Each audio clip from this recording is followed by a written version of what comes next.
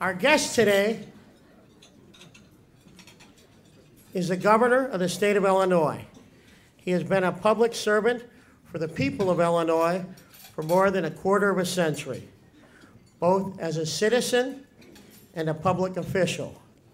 He has focused on restoring ethics to state government and fighting for programs like the Special Olympics, Misericordia, Haymarket Center, and special children's charities. He is a graduate of Northwestern University School of Law and holds an international economics degree from Georgetown. Ladies and gentlemen, the governor of the state of Illinois, Governor Pat Quinn. Governor.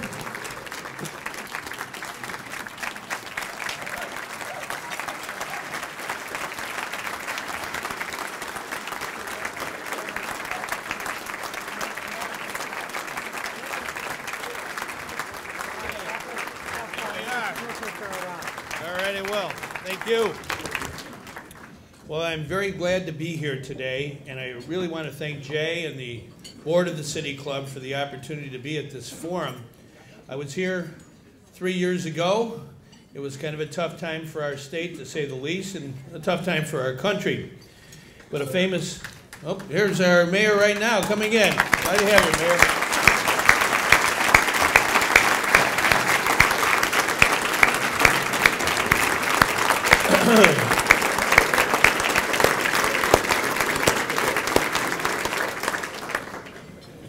And I think the mayor would agree with me that we were all inspired on Sunday, Super Bowl Sunday, by the words of a great American. He talked about rallying around what was right. He said that when Americans take a punch, they get right back up on their feet and they start fighting. And Clint Eastwood also said, and he told the world, get ready to hear the roar of our engines. And I can tell you right now, it's not just in Detroit and the good state of Michigan, but right here in Illinois. I was in Belvedere, Illinois last Thursday with the CEO of Chrysler, Sergio Marchionne. And he came to Chrysler to announce the beginning of a new production line for a Dodge Dart, a 21st century Dodge Dart. 10 airbags, dual exhaust, 40 miles to the gallon, good family car. We hope to sell 3 million vehicles because Illinois citizens, men and women, good and true, are going to be making that car. And when I was here 3 years ago at this very podium, Chrysler at that plant had 200 workers. This summer, they're going to have 4,200 workers. That's what it's all about.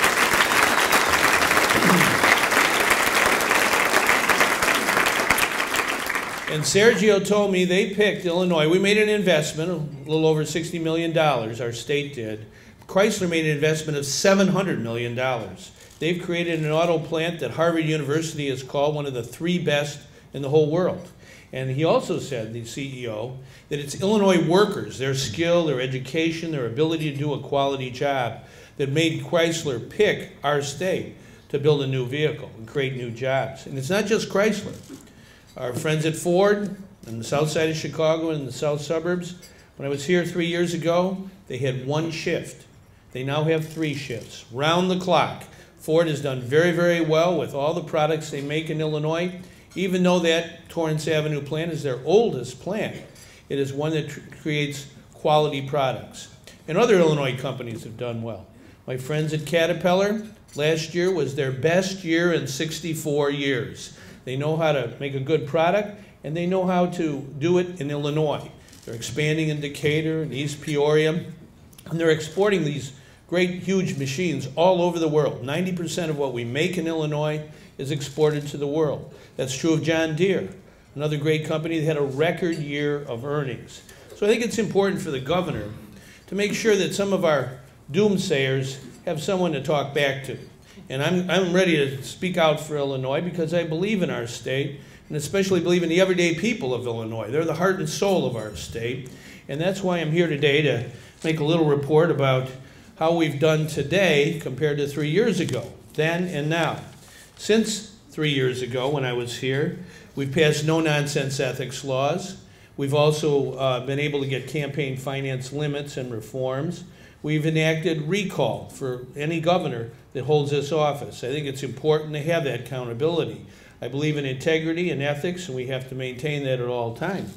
We've also enacted civil unions. 3,700 people have joined in civil unions. In 90 of our 102 counties, there's been at least one civil union since I signed that law. We've abolished the death penalty. We've enacted nursing home reform. We've had workers' comp reform, first time in 35 years. We reformed the unemployment insurance program of our state. We also worked together with Mayor Emanuel and many others, our friends in labor, to make sure that we have McPeer reforms enacted into law that are legal and constitutional. And we've been able to attract more trade shows and conventions. Since I was sworn in and stood here 3 years ago, we've enacted a job recovery law in Illinois, the largest capital construction program in the whole United States, of any state in the country. We've been able to do 5,948 miles of highways so far, 842 bridges, 400 schools have been either remodeled or built, and 40 public transit systems we've invested in, including the Red Line here in Chicago with the mayor. $800 million investment to make sure we have good public transit in Chicago. But we also believe in passenger rail to Rockford, passenger rail to Quad Cities. We're building those with our state funds. We're also building high-speed rail from Chicago to St. Louis. We're the first in the country to break ground. We also understand how important it is to have high-speed broadband. We're laying 4,100 miles of fiber optic cable right now across our state to make sure that everybody's in and nobody's left out when it comes to high-speed internet. We've been able to reduce our fatalities on the road, on our highways, 3 straight years, less than 1,000. First time ever in the history of Illinois, lowest since 1921. We also have worked together on things that count for kids. For example, education reform. We enacted it this year, a model for the nation. We've expanded our charter schools, and just this past weekend, we named the members of our Dream Commission to make sure that the children of immigrants have an opportunity to get a scholarship to go to college. We've also been able to invest in the clean economy, the clean energy economy. We have more wind turbines in Illinois than any other state, 404. We increased our exports since I was here last by 50%. We understand that foreign markets are very, very important to Illinois. They create jobs here in our own state. We want to keep on exporting. We also understand that a fair tax system is important. For the first time in more than a decade, we proved the value of the Earned Income Tax Credit. And the first time ever, we indexed our personal exemption to the cost of living. We also have had to have austerity at our state government. We reduced the number of state employees by 2,000. There's 2,000 less state employees today in Illinois than there were 3 years ago. Also, the first time, I'm the first governor ever to reduce discretionary spending year after year. We have not been able to raise spending on a lot of different operations of state government. We've had to reduce that spending. We've tried to hold the line on our investment in education, which is so important. We've had to close facilities in our state. It's never easy. We've closed Howe. We're going to be closing Jacksonville and Tinley Park this year. More to come.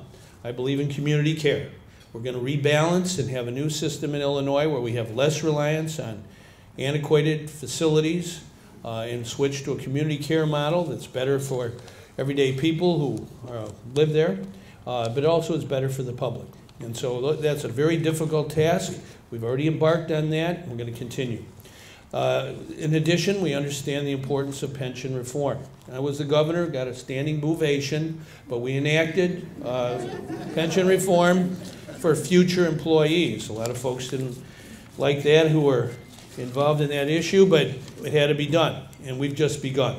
Because I'm here today to say we will have to roll up our sleeves this year in Illinois and enact public pension reform for existing employees. And I want to go over a couple of points on that today. I think it's important that right now our state coming budget is going to put $5.2 billion into the pensions of the employees. Now, some people think all those are state employees.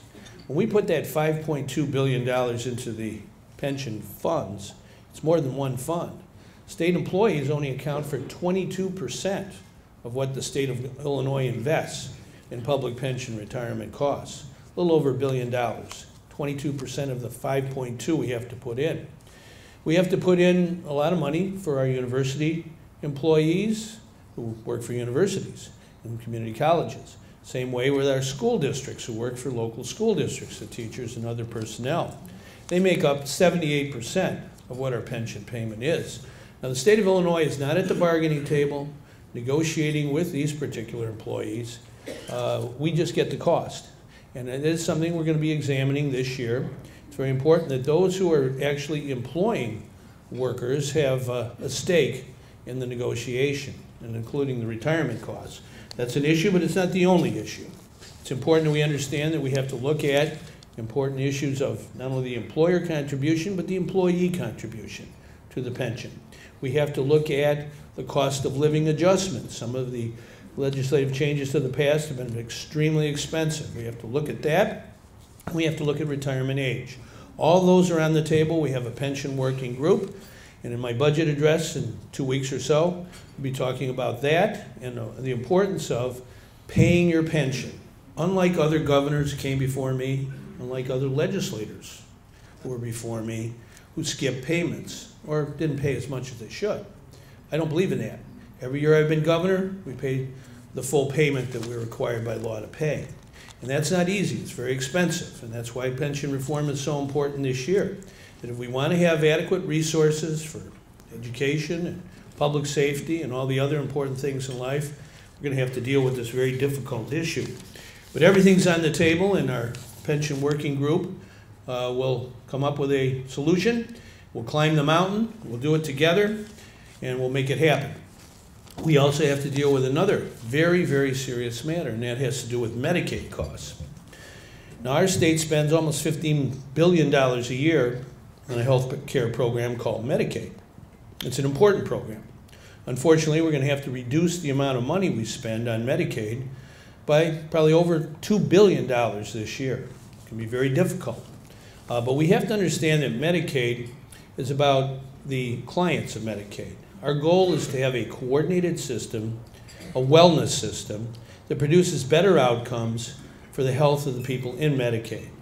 Too often, the system has become a provider payment system, and we have to really examine and restructure Medicaid this year. It's going to be very, very difficult, because last year we proposed some changes, reducing payments to providers by 6%. The Senate took our proposal and reduced it to 3%.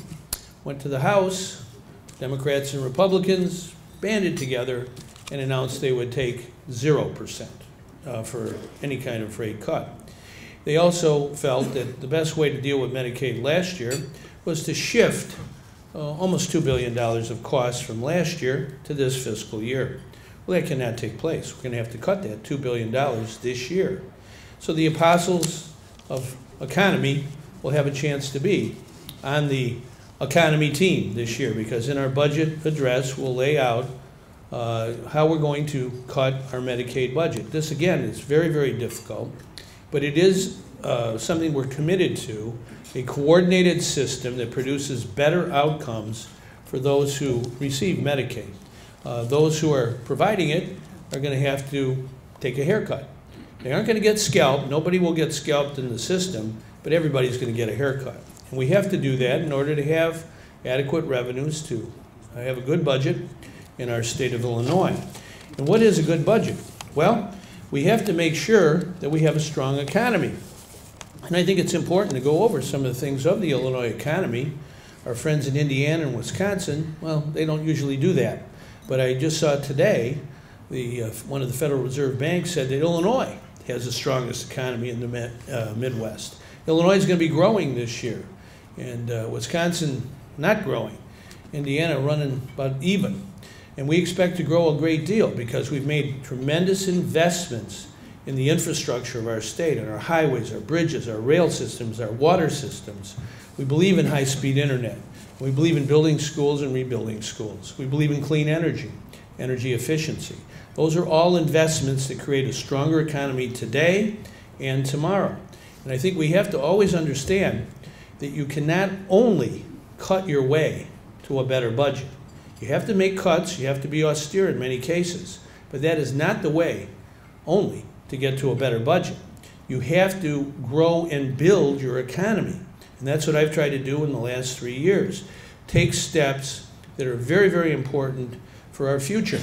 For example, early childhood education. The best investment government can ever make. All the studies have found that. We've got to invest in that in Illinois. You can't tell a little 4-year-old boy or girl today, you're going to have to wait for your early childhood education. You only get to be 4 once. And so I think it's important that the adults who are here understand that we need to examine the tax code in Illinois and where the loopholes are. Loopholes are spending. They're spending, and they've been very political over the years.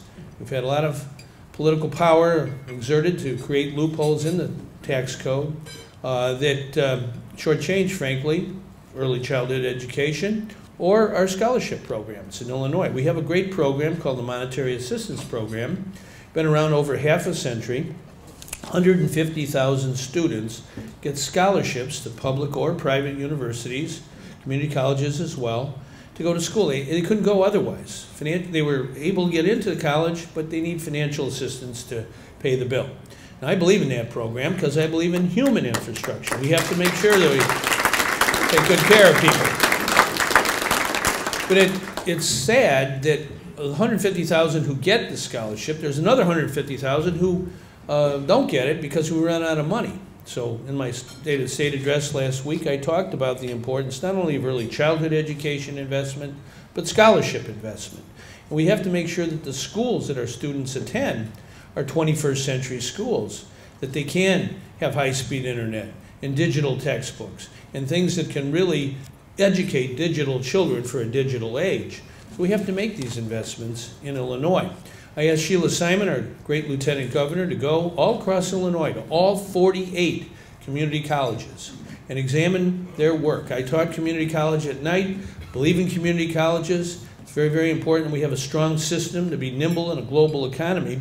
She has a great study and recommendations on how we can improve. But one of the things that both Sheila and I are dedicated to is to make sure that 60% of the adults in Illinois in the year 2025, at least 60%, have a college degree or a community college associate degree or a career certificate.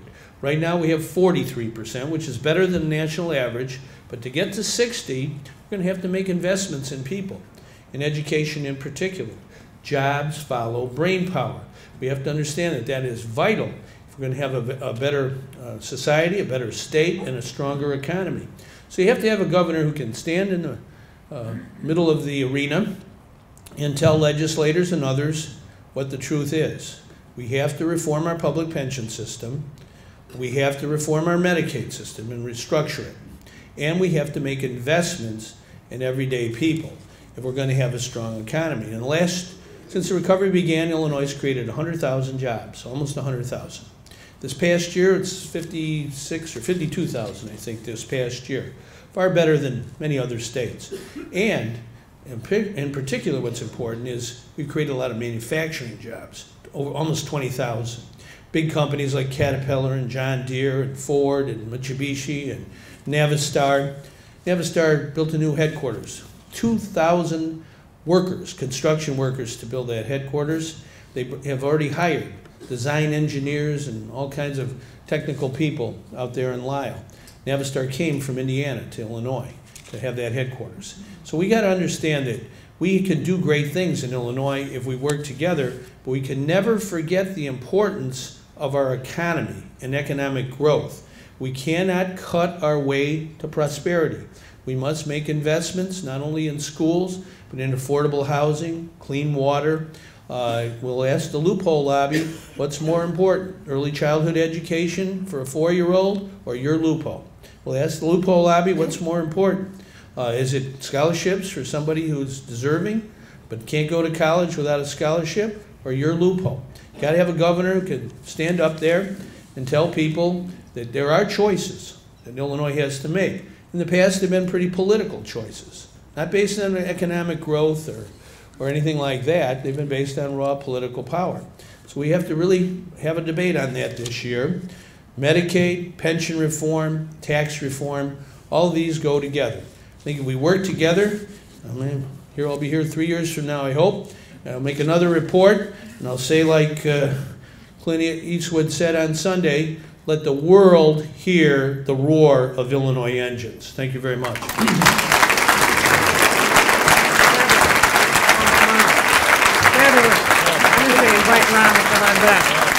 Okay, Paul, you got questions? Here we go.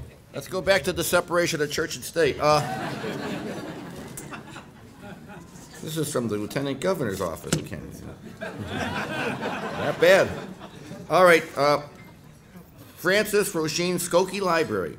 What is the state government doing to get the word out about broadband deployment and its benefits?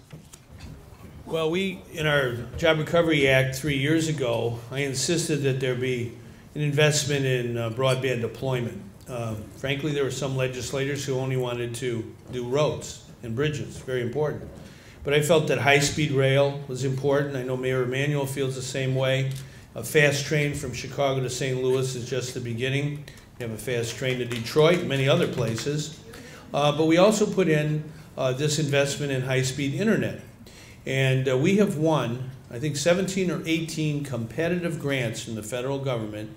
We're now leveraging our $60 or $70 million to get about $350 million to lay fiber all across Illinois. When we're building highways or repairing highways, we're laying fiber. It's very, very important that we have a high-speed network. And last week in the State of the State address, we've announced a gigabit community challenge.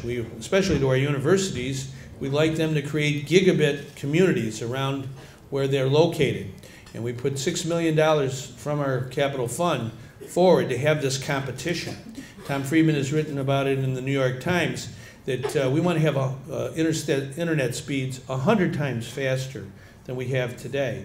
We've used an open data initiative already where we put all our data online, and it's very interesting how these young entrepreneurs and innovators take our data and create smartphone applications, apps that people can use, everyday people, to make their lives better. And I think we're just scratching the surface. So not only are we building highways, we want to build the information superhighway. Our libraries are going to be connected. We have 5,000 different institutions like libraries and hospitals, city halls connected. That's our goal, all across Illinois to have the highest speed network possible. Okay, Bob? Okay, Linda Foreman, where are you? Linda. Tolstoy didn't write this much. National Association of Women Business Owners, states with no corporate income tax attract business. You want the corporate income tax to be reduced in Illinois? Is that reduce corporate income tax to nothing in 5 years and more businesses will come to Illinois? Governor, you can skip the rest of the questions after that. All right. Well, in Illinois right now, 2/3 of the corporations don't pay any income tax at all. Only about 1/3 pay income tax. Some of our Fortune 100 companies from time to time do not pay income tax. I think we need to take a look at our tax code to make sure that it is fair. And I do believe in a corporate income tax. I will not go along with reducing it to nothing.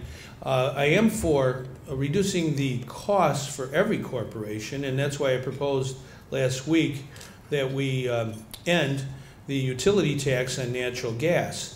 That affects families, businesses, large and small, farmers. Illinois is a strong agricultural state, great exporter.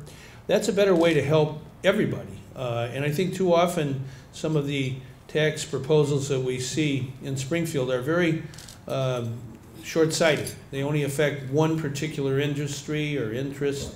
I think it needs to be broad-based. I believe in a child tax credit. I think we should have that in Illinois for parents raising children. The hardest job to do in life. We have 2.7 million children in Illinois, and they're the poorest age group, and we should help their parents. And I think the way you pay for these sort of things is examine your tax code with a clear eye and not look at things that are outdated or ineffective or just politically enacted. We should really this year use the opportunity to have a full-scale debate on reviewing the code, closing loopholes, using the resulting revenue to cut the utility tax on natural gas, which will help us enormously, and also help families reduce their burden. Now, there are those in the corporate sector who are giving me a hard time about a year ago about the fact we had to raise revenue to pay for schools and all of our other bills, including our pension bill. But I had to do that because I think that was the right thing to do for Illinois. And it is very interesting to me that despite all the hollering, last year, 2011, one of our biggest corporations, a lot of employees, over 23,000, Caterpillar, had its best year ever since in 64 years. And same way with John Deere, and same way with many other companies. So I think we learned from President Clinton's time when he was in the White House that sometimes you have to have a fair tax code. And sometimes you do have to raise revenue. But that can be the foundation for a stronger economy. And that really is what we have to do in Illinois. We have to build and grow our economy every day. Our government, our business, everybody should be focused on that. If we do that, we'll have a better budget and a better state.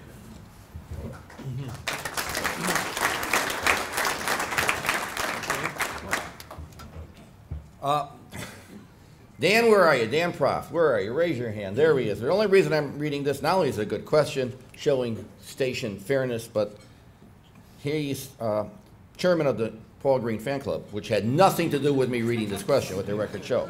Speaking of children, only being for one, take two. Speaking of children, only being for once when it comes to early childhood education, what about the hundreds of thousands of children in CPS relegated to schools? We know all will fail there. Do you support school choice for them? Well, I have signed legislation for expanding public charter schools in Chicago, the suburbs, and downstate. I think we doubled the number.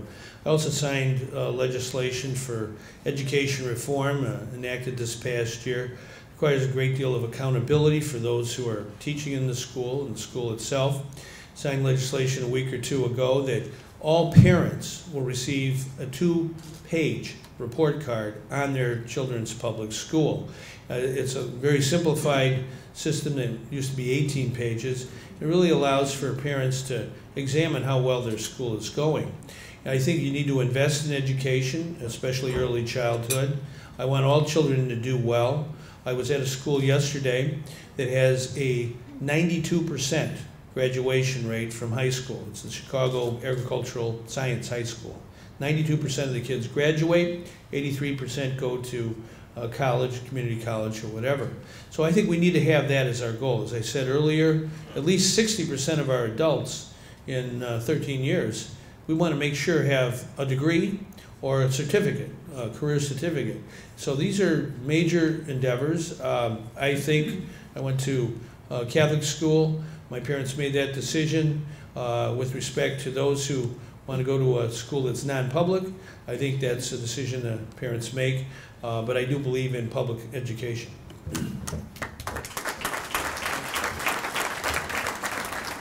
Jay, did you introduce President Hogan from U of I? No. Oh, now we do, because President Hogan of U of I, please stand up. We have the President of the University of Illinois. There he is. Few of us in the crowd, led by Mr. Mather and Mr. Green, have graduated from that austere university. Now, Father Ryan has a question. He always goes, no offense, at the top of the thing. In October, Chris Kennedy spoke about the need for universities, government, and businesses to plan and to work more closely together. Please give a few examples of this model. Universities, government, and businesses working together. Okay. Well, that's a very good question. I want to salute Mike Hogan, and I really enjoy working with Mike as president of our University of Illinois system. And as was mentioned, I named Chris to the U of I board, nominated Chris Kennedy to be the chairman. He's done an outstanding job. We really have to understand how important the University of Illinois system is to our economy and to our state. We're this year the 150th anniversary of the Morill Act that Abraham Lincoln signed for land-grant universities. So it's so important that we strive to use our universities not only to educate our students, but to do great research, help our economy. Specifically, University of Illinois, I would hope, would take our gigabit challenge, our gigabit competition, $6 million. Universities, we want Northwestern, University of Chicago, and others to create gigabit communities around their universities. I think that's a great way of bringing the town together with the gown.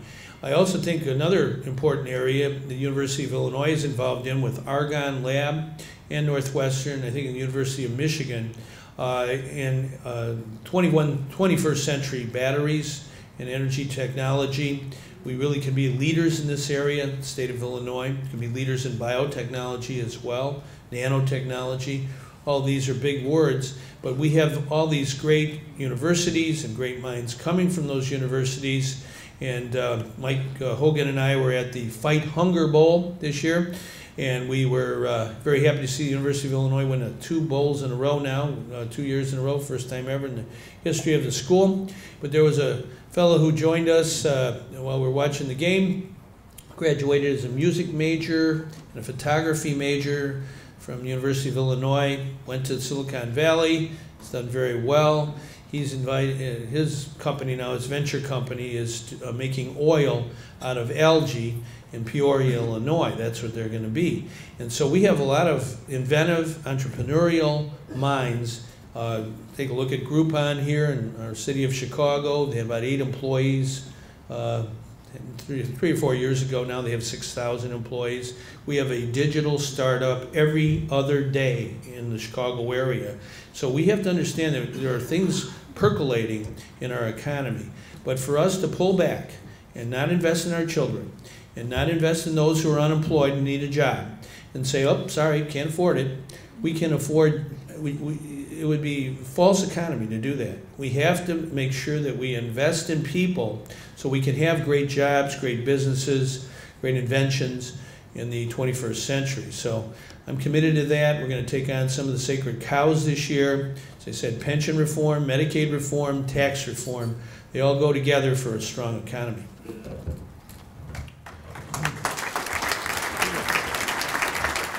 We have 2 more. We have 2 more questions, but moderator has to jump in here. Chris, I'm sorry, but the Hunger Bowl, was that BCS invite? Or? It's a win, baby. It's a win. Thank you, Chris. Okay.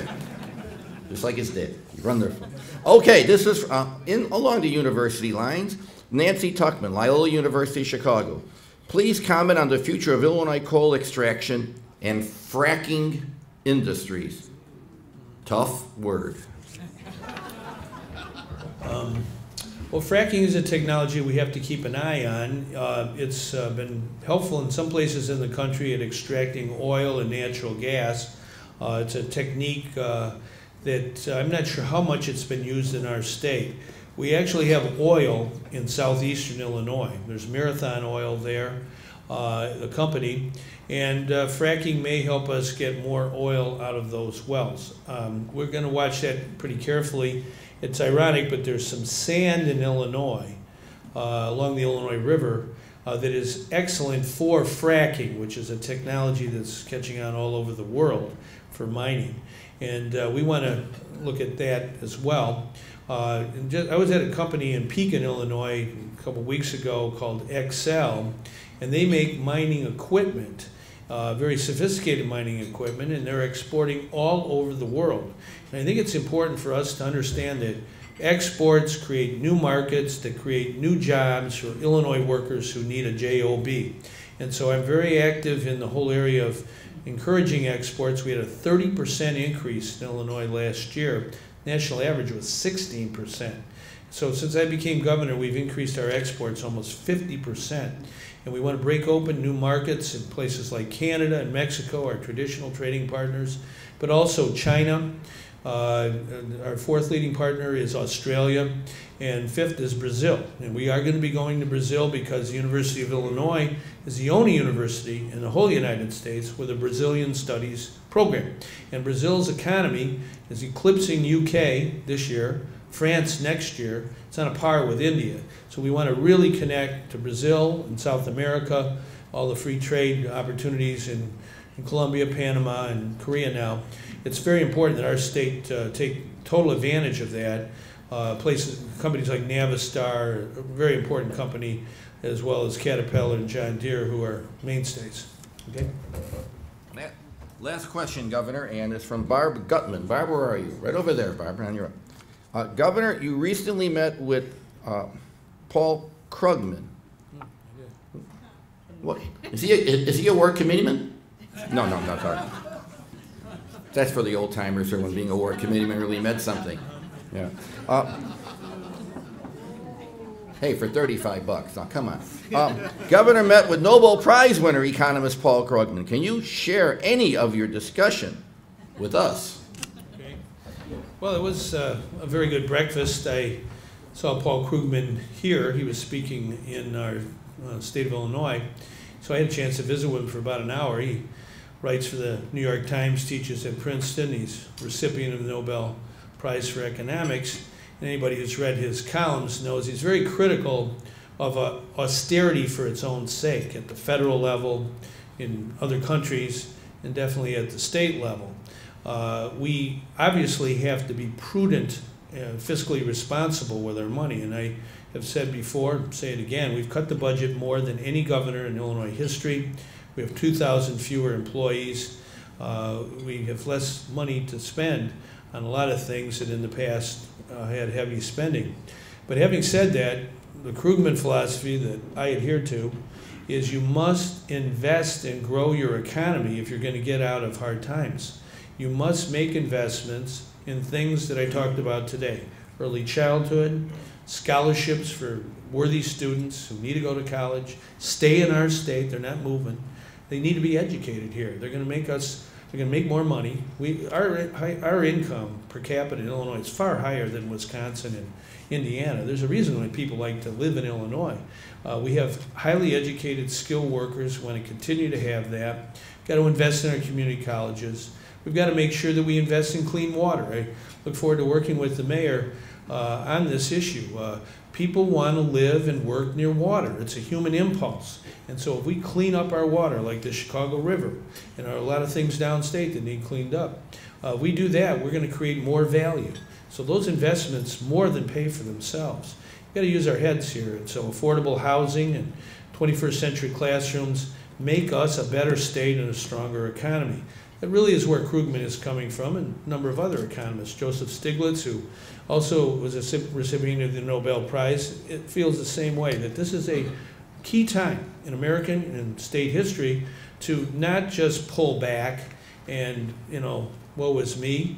I think, I don't want to keep reciting him, but I was inspired by Clint Eastwood, and he said, it's time to rally and come together. If you get punched and you're on the floor, you get right up and you fight back. That's what Illinois is all about. That's what I'm all about, and that's what Illinois will always be as long as I'm governor. Thank you.